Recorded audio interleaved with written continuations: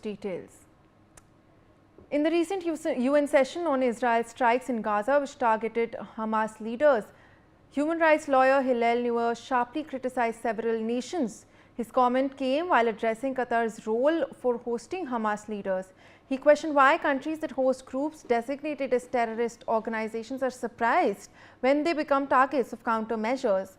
He was interrupted by a Pakistani delegate who asked the chair to ensure that no speaker violated the principles of the UN Charter and the territorial integrity of sovereign member states. He replied stating that Pakistan is another state sponsor of terror. The situation escalated into a heated diplomatic confrontation. Let's in fact listen in to what occurred. While we believe in constructive engagement with the civil society organizations and value their inputs, we urge you to ensure that no speaker. Mr. President, Pakistan is another state sponsor of. So that, of course, was the UN session on Israel's strikes in Qatar, where we saw Pakistan being left red-faced. Brian Thomas is in fact joining us on the broadcast.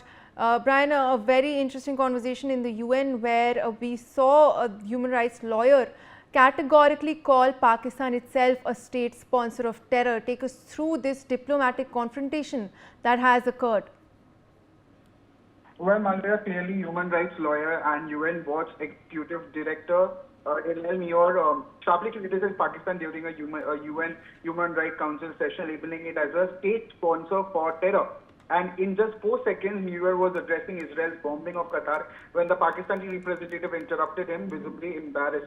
During his speech, also Neuer challenged Qatar, questioning why it harbors terrorists and allows its state-run media itself to act as a propaganda outlet for Hamas.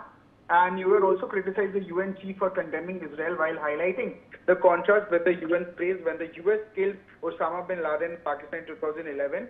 Then the Pakistan delegate interrupted Neuer, demanding that the UNHRC chair prevent violations of the UN Charter and territorial sovereignty.